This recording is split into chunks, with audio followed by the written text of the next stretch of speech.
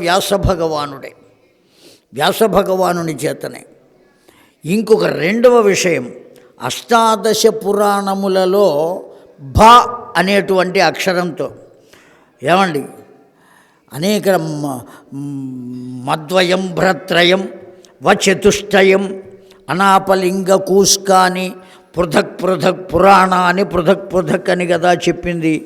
మొత్తం పురాణాలు 18 పురాణములు, అందులో భా అనేటువంటిది ఒకే ఒక్క అక్షరం, ఒక్క పురాణమే ఉన్నది, భాగవతం అని చెబుతున్నాం.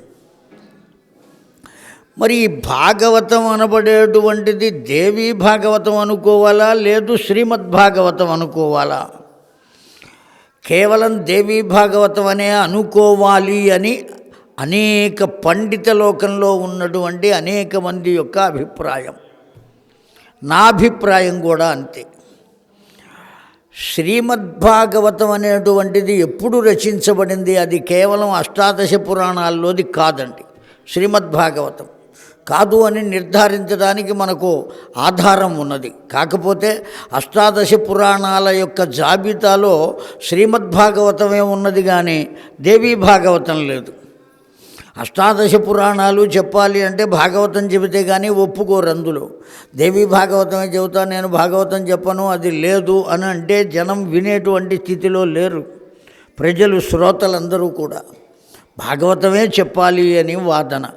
కానీ మనకు ఆధారం ఎక్కడ లభిస్తుంది అంటే శ్రీమద్భాగవత అవతారికలో అష్టాదశ పురాణములు రచించడం అయిపోయిన తరువాత వ్యాస భగవానుడు అప్పటికీ చిత్తశాంతి లేక బాధపడుతూ ఉంటే నారదుల వారు వచ్చి నీ బాధకు కారణమేమయ్యా అని అడిగితే తనకు చిత్తశాంతి లేదయ్యా ఎన్ని పురాణములు రచించినా అని వ్యాస భగవానుడు చెబితే అప్పుడు నారదుల వారు భగవంతుని యొక్క దివ్యత్వాన్ని గురించి వివరించి, తన గత జన్మను గురించి వివరించి, భగవంతుణ్ణి గురించిన పరిపూర్ణమైనటువంటి లీలా విశేషములను నీవు రచించవయ్యా, అప్పుడు నీకు చిత్తశాంతి కలుగుతుంది అని వచించగా అప్పుడు శ్రీమద్భాగవతాన్ని రచించినట్టుగా ఆ భాగవత అవతారికలో చెప్పబడుతుంది మనకు. కనుక 18 పురాణములు అయిపోయిన తరువాత శ్రీమద్భాగవతం వచ్చింది, కానీ 18 పురాణములలో శ్రీమద్భాగవతం ఉండే అవకాశం లేదు. కనుక శ్రీమద్దేవీ భాగవతం అనేటువంటిది ఖచ్చితంగా అష్టాదశ మహాపురాణములలోది.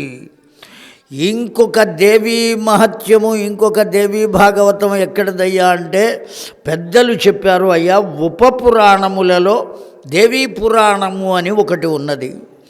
అదే ఇప్పుడు దేవీ భాగవతంగా లోకంలోకి వచ్చిందయ్యా అనేటువంటి విషయాన్ని పెద్దలు, శాస్త్రవిధులు, పరిశోధకులు అయినటువంటి వాళ్ళు తెలియజేశారు. వెరసి మనకు 2 అమ్మవారి యొక్క దివ్యమైనటువంటి చరిత్రలు ఉన్నాయి. ఈ 9 రోజులలో మనం కేవలం ఆ దేవీ పురాణం, ఉపపురాణంలో ఉండేటువంటి దేవీ రహస్యాలు, ఈ దేవీ భాగవతంలో చెప్పబడినటువంటి దేవి యొక్క తత్వాలు, ఈ విషయాలను అన్నిటినీ కూలంకషంగా సమయానుకూలంగా ఈ 9 రోజులు మనం మనవి చేసుకుందాం. అదేమిటయ్యా దేవీ భాగవతం మొత్తం చెప్పవా అంటే ఇందులో ధృతరాష్ట్రాది జన్మ వృత్తాంతము, శ్రీకృష్ణ పరమాత్మ యొక్క చరిత్ర, శ్రీరామచంద్రుని యొక్క చరిత్ర ఇవన్నీ ఉన్నాయి. అయితే మనం అనేక సందర్భాలలో రామాయణం వింటూ రాముని చరిత్ర విన్నాం, భాగవతం వింటూ కృష్ణ భగవానుని యొక్క చరిత్రలు వింటున్నాం. ఆయా కారణాల చేత మనం వాటి జోలికి వెళ్లకుండా ఆ సమయాన్ని కూడా అమ్మవారిని గురించి మనవి చేసుకోవడం కోసం కనుక మనం ఉన్నట్లయితే ఈ దివ్యమైనటువంటి క్షేత్రం అండి శ్రీశైల క్షేత్రం సామాన్యమైనటువంటిది కాదు. విష్ణు సహస్రనామం కూడా ఎలా వచ్చింది అంటే వాళ్ళైతే వేరే అర్థం చెబుతారు, మనమైతే ఇదిగో ఈ అర్థాన్నే చెప్పి శ్రీశైలేశ దయాపాత్రం అని మొట్టమొదటి శ్లోకంలో ఉంటుందండి. శ్రీశైలేశుడు ఎవరయ్యా అంటే మల్లికార్జునుడే.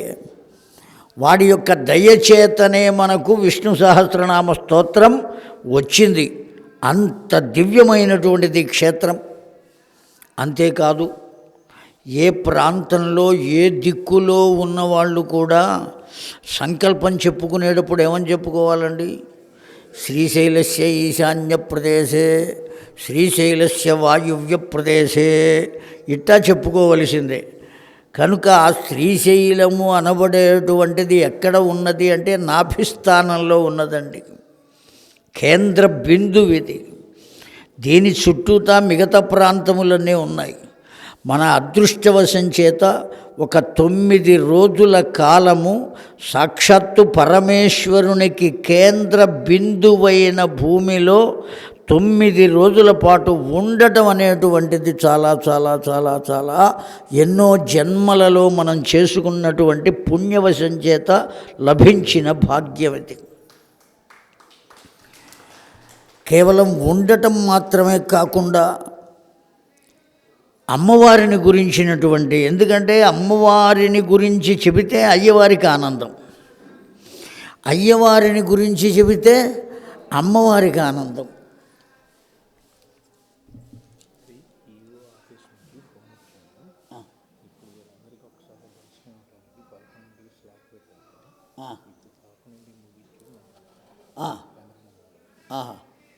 అలాగే పూర్వం ఇక్కడ దేవాలయంలో హాయిగా వెళ్ళిపోయి లోపలికి వెళ్ళి ఆ లింగం దగ్గరే కూర్చుని అభిషేకం చేసుకునే వాళ్ళమండి.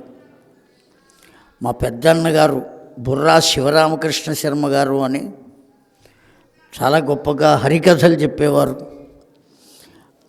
అంచెంలో వారు చివరి కాలంలో ఆశ్రమ స్వీకారం చేశారు. కైవల్యానంద సరస్వతి అనే నామంతో వారు ఇక్కడ రుద్రయాగం చేస్తే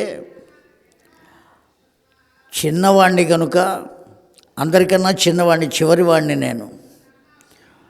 బ్రాహ్మణుల్లో చివరివాడిగా, బెస్తల్లో పెద్దవాడిగా పుట్టకూడదు అనే సామెత ఉంది. చివరివాణ్ణి కనుక, ఒరే అబ్బాయి నువ్వు వెళ్ళి అక్కడ ఏర్పాట్లన్నీ చూడరా అని పంపితే ఒక నెల రోజులు ఇక్కడ ఉండేటువంటి భాగ్యం నాకు కలిగింది. క్షేత్రంలో నెల రోజులు. అప్పుడు రోజు వెళ్ళి అక్కడ కూర్చుని అభిషేకం చేసుకుని వచ్చేవాళ్ళం. ఎంతో హాయిగా ఉండేది. కానీ ఇప్పుడు స్పర్శ దర్శనం అని ప్రత్యేకించి పెట్టారు.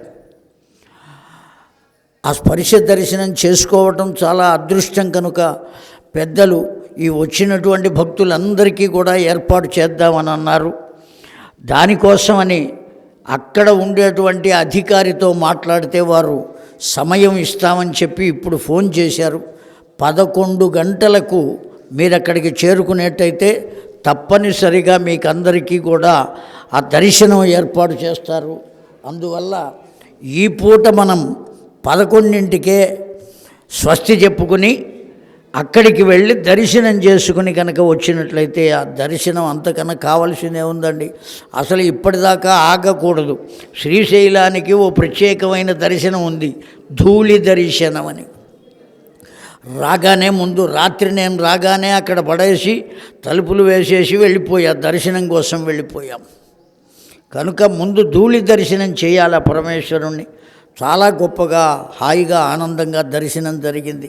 కనుక మీరందరూ కూడా అలా వెళ్ళి దర్శనం చేసుకోవడానికి ఈవో గారు ఫోన్ చేశారు. తప్పనిసరిగా మనం అందరం అక్కడికి వెళదాం. మిగిలిన విషయాలన్నీ కూడా సాయంకాలం మనవి చేసుకుందాం. సమయం మందే కనుక 3 గంటలక సాయంకాలం 3 గంటలకే ప్రవచనం ప్రారంభమవుతుంది. నిత్యము కూడా మనం సంధ్యా సమయంలో కాస్త ఒక అరగంట 30 గంట ఆపుదాం. ఆపి సంధ్యావందనం చేసుకుని వద్దాం. చక్కగా వచ్చి మళ్ళీ చెప్పుకుందాం. ఇక్కడే ఉంటాం కనుక రాత్రి 9 దాకా 12 దాకా చెప్పినా ఇబ్బంది లేదు. వచ్చిందే అందుకోసం కదా. నాకేం అభ్యంతరం లేదు, మీకు అభ్యంతరం ఉంటే చెప్పలేము. కనుక తప్పనిసరిగా మీరందరూ ఇప్పుడు వెళ్ళి స్వామివారి దర్శనం చేసుకుందామని మనవి చేస్తూ స్వస్తివాచకం పలుకుదాం. స్వస్తి ప్రజాభ్య పరిపాలయంతాం న్యాయేన మార్గేణ మహిం మహీషాః గోబ్రాహ్మణేభ్యః శుభమస్తు నిత్యం. లోకాః సమస్తాః సుఖినో భవంతు. కాళే వర్షతు పర్జన్యక పృథివీ సస్యశాలిని దేశోయం క్షోభరహిత బ్రాహ్మణా సంతు నిర్భయా అపుత్రా పుత్రిణ సంతు పుత్రిణ సంతు పౌత్రిణ అధనా సధనా సంతు జీవంతు శరదాం శతం. సర్వం శ్రీదేవీ దివ్యచరణారవిందార్పణమస్తు.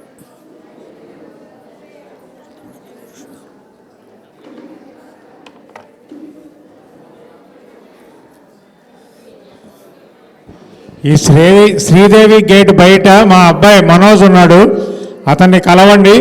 నిన్న రాత్రి డబ్బులు కట్టిన వాళ్ళు ముందు వెళ్ళండి, తర్వాత వాళ్ళకి తర్వాత ఏర్పాటు చేస్తారు, ముందు దానికి వెళ్ళిరండి. మీరు అవన్నీ మనోజ్ ఉంటాడు అక్కడ, మాట్లాడండి. ఆధార్లు కావాలా, ఏం అక్కర్లేదు అనుకుంటాను నాకు తెలిసి.